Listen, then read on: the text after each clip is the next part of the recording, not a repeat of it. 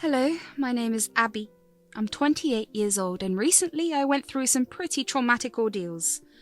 Life isn't always meant to be stable and I expected that when I got married to Jared a few years ago. But who could have expected such a twisted turn of events? I met him in high school, but we never really talked to each other the whole time. He was kind of the shy kid who had a very small friend group. I, on the other hand, was outgoing and knew just about everyone in every class. He and I reconnected 2 years later as I was finishing my college degree, and when he asked me out, I promptly said yes. Fast forward a few years, we got married and started living together. We didn't live with his parents or mine for too long. We wanted our own space, but his folks would visit us more often than I'd be comfortable with. Not because I wanted privacy all the time, but because I'd always felt that Richie and Amanda never really approved of me. This one time they visited us on the evening of our wedding anniversary.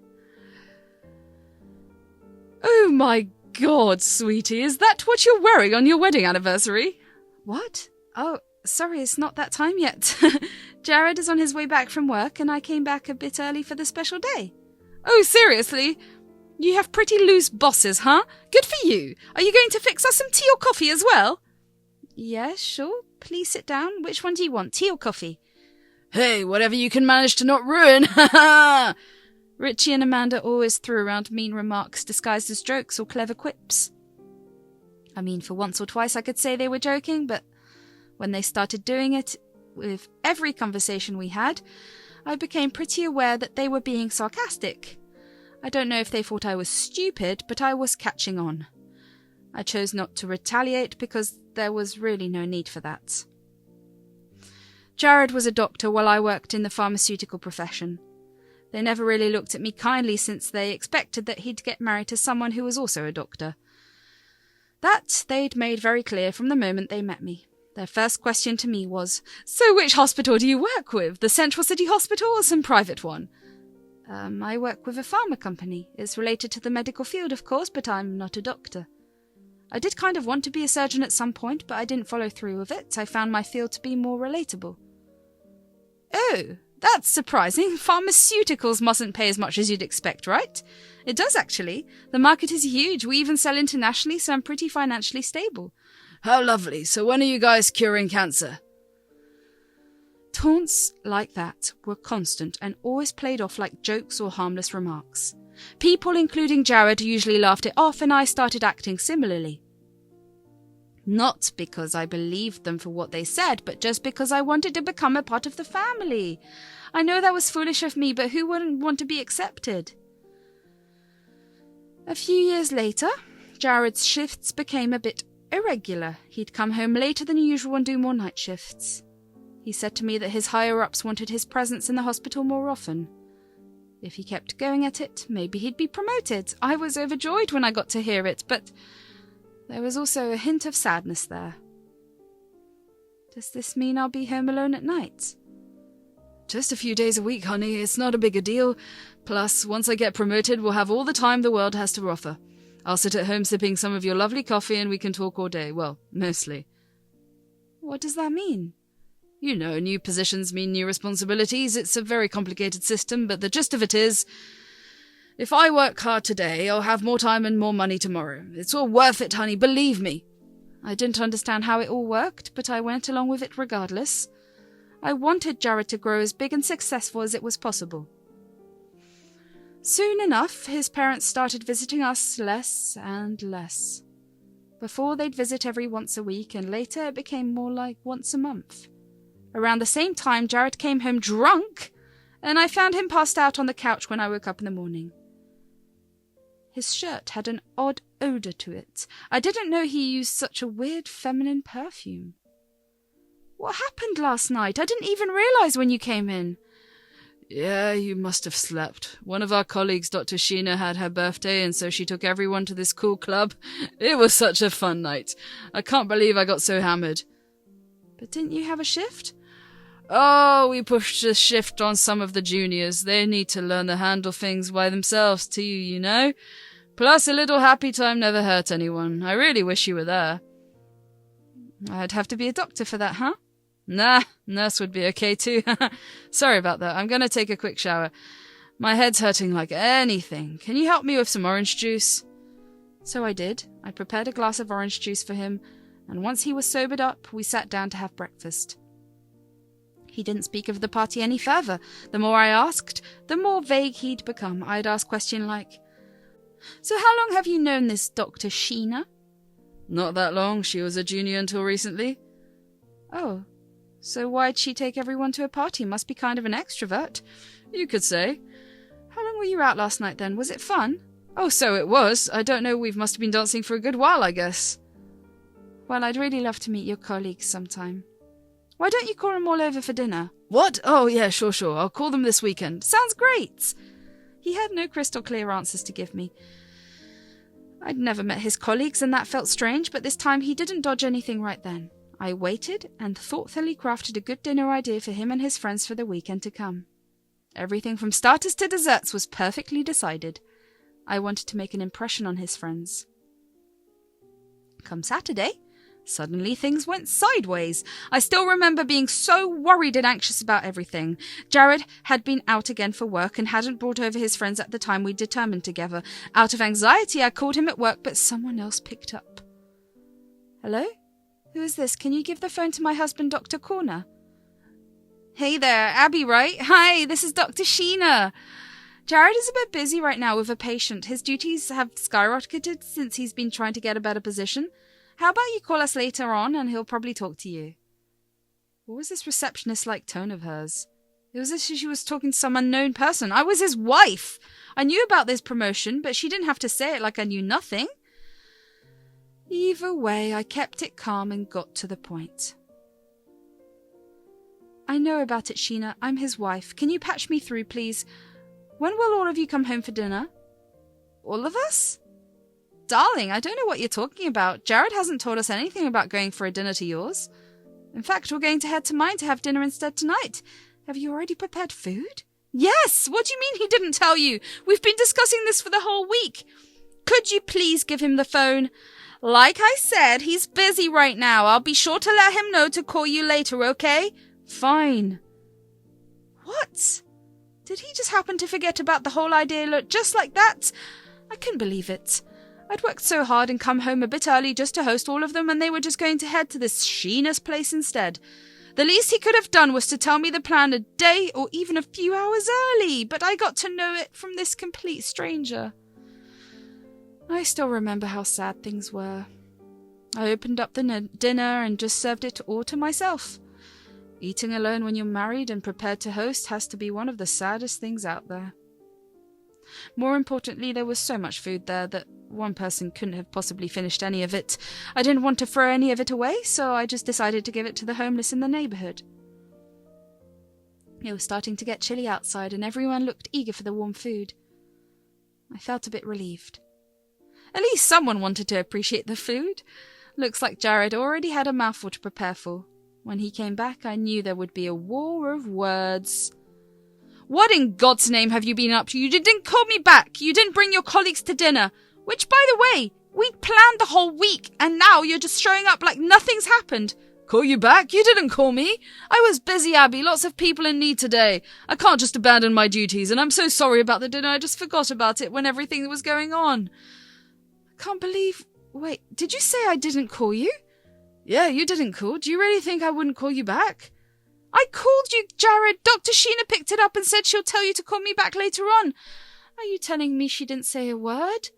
Yeah, you know what? She didn't tell me anything. I think she forgot to. Wow. For people who study for like half a decade, you guys are good at forgetting stuff. Hey, relax now. Let's not say anything we'll regret. Our profession is a noble one, and you've got to respect it. Your profession? I'm talking about you. You forget a lot. How can you forget a whole dinner? You're showing up early morning. I had to eat alone again and give the food away to the homeless. I'd worked so hard. It's like you've forgotten me. Abby, you need to relax. I haven't forgotten anything. I'm just busy. Sheena said you were all going to her place after work. Well... His face dropped and he sighed for a bit. It looked like he was about to say something but decided not to. We didn't go to hers either. I just ate by myself in the cafeteria and came home. Are you being serious right now? Yes, of course I am. You know what? I can't deal with all of this right now. I'm going to go for a walk. I'll go to sleep. And just like that, things got wrapped up that day. I couldn't even fathom what was going on in his head. Jared looked all confused and tired, as if he had been dealing with things that he wasn't telling me about. I wanted him to open up and say something to me that made even an ounce of sense. Instead, I found my in-laws at the door that same evening. What was going on? So, me and the folks thought it was a good idea if you take a little break. Take it as an apology from me for everything that's been going on. Yes, honey, I've heard Jared's bit of a promotion has gotten you in a little bit of a daze. No worries, he's sending us oldies off for a little fun time. We'd love for you to join. Yes, and you don't get to spend a single dime of your salary. It's all for free, just this one time, though. Wait, what's going on? What a fun time. What are you guys talking about? Vegas! We're going to go and have fun. Well, I mean, the three of us anyway. Dad, no, I didn't say Vegas. I said Colorado. But it's okay, Richie. We'll go to Vegas some other time. Our pretty little daughter-in-law will take us there next, right? This time, Colorado it is.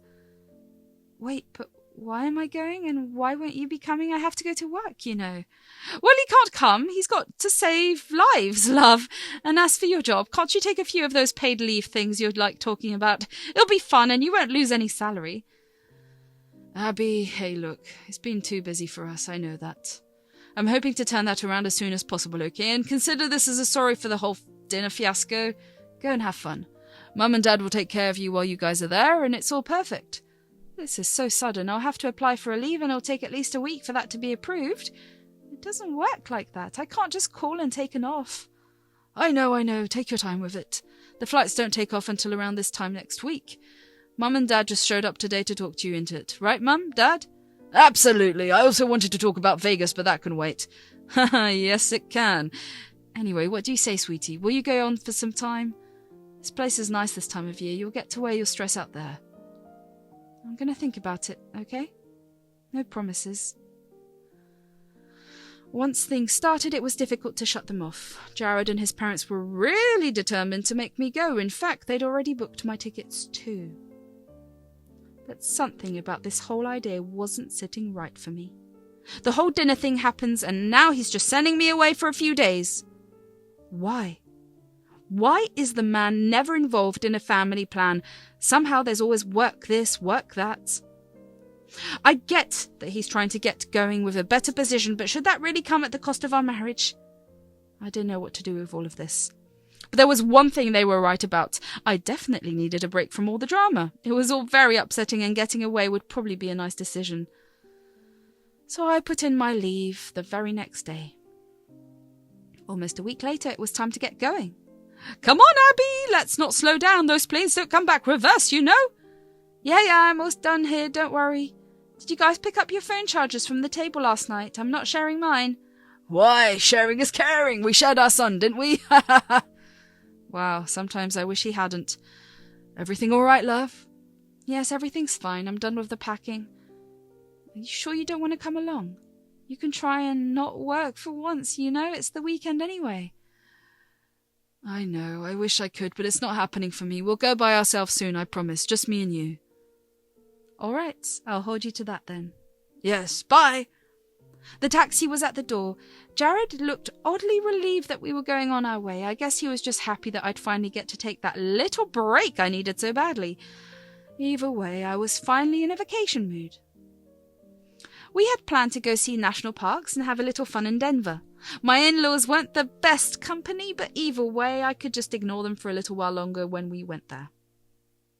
Soon as we settled down in the taxi, Amanda said, "So how do you spend your time alone at home, Abby, now that Jared has to work for so long?"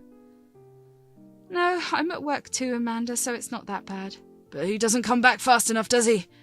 Is he ever gone for too long?" "Yes, sometimes he's away for a whole day and comes back in the morning. It does get a little empty in the house." "Well, why don't you ever come and visit us? It's not that bad, is it?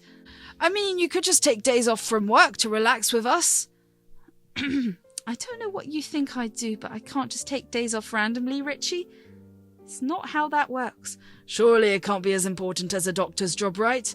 See, that's the issue right there. You don't seem to think that my job is important. But I mean, Richie, enough! We're going out! Do we have to talk about all of this? Give the girl a little space, will you? Fine. I was just saying, but... Okay, let's just be quiet. I need this just as much as the other guy. The rest of the ride was surprisingly less awful. Everyone was quiet and enjoyed the mellow music that was playing in the car. Things went off track the moment I got off at the airport, though. Me and the folks just decided to start getting on our way when my phone rang. It was Jared. I picked up and heard a voice that was filled with panic. Hey, honey, can you come back real quick? I need some help. What happened? Are you okay? Can you please take a deep breath first? Just come here. I don't know how long I'll have signal. I'm locked. Jared, what? You're locked where? Jared, are you okay? What happened, darling? Is everything okay? I don't know, Help me, please come home. I'm in the basement. The call cut off. I panicked. My heart was going insane. Quickly, I grabbed a taxi and asked the driver to speed me away. There was no time. I didn't wait for Amanda and Richie to sit with me and just asked them to head home as soon as they could. They looked confused, but I didn't have time to explain. When I reached home, everything was a mess. I could see a bunch of clothes lying around the house. Everything was tossed around on the couch. I could even see stains of lipstick on Jared's shirt. What the hell was going on? I leaped to the basement door and opened the combination lock, and lo and behold, Jared stood on the stairs wearing a towel. He came in to give me a full bear hug, but I pushed him away. Oh my God, thank you so much. I can't. Jared, what the hell is going on over here? Why aren't you wearing anything? Why is there lipstick on your shirt? Thieves, they were here! Oh, and I'm assuming a thief kissed your shirt and took it off you. Tell me the truth! I'm telling you, who was it? It was Sheena! He finally admitted it. My worst fear! I thought about the possibility, but it was never more than an intrusive thought.